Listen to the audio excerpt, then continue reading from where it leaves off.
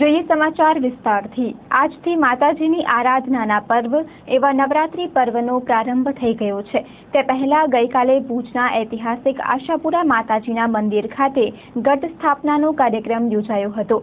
આ પ્રસંગે મોટી સંખ્યામાં ભાવિકો ઉપસ્થિત રહ્યા હતા।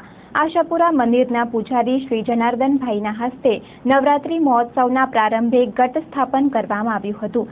ત્યારે મંદિરમાં ઉપસ્થિત ભાવિકોએ જય માતાજીના નાદ સાથે મંદિરના પરિસરને ગજાવી દીધું હતું। ભુજમાં આવેલ આઈ આશાપુરાના મંદિર ખાતે નવરાત્રી પર્વ પ્રસંગે હાલમાં ભારે ભીડ જોવા મળી રહી છે।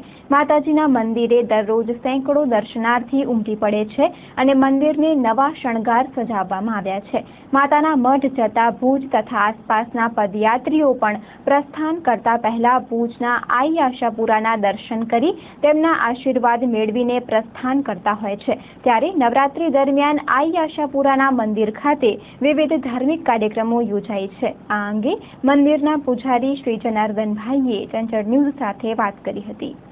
ગઈકાલે ઘટ સ્થાપન સાંજના 5:30 વાગે શાસ્ત્રો અને બહુ પ્રજાજનો અને માના ભક્તોની હાજરીમાં કાર્ય સંપન્ન કરેલું અને ત્યારથી જ નવરાત્રિ પ્રારંભ થયો કહેવાય।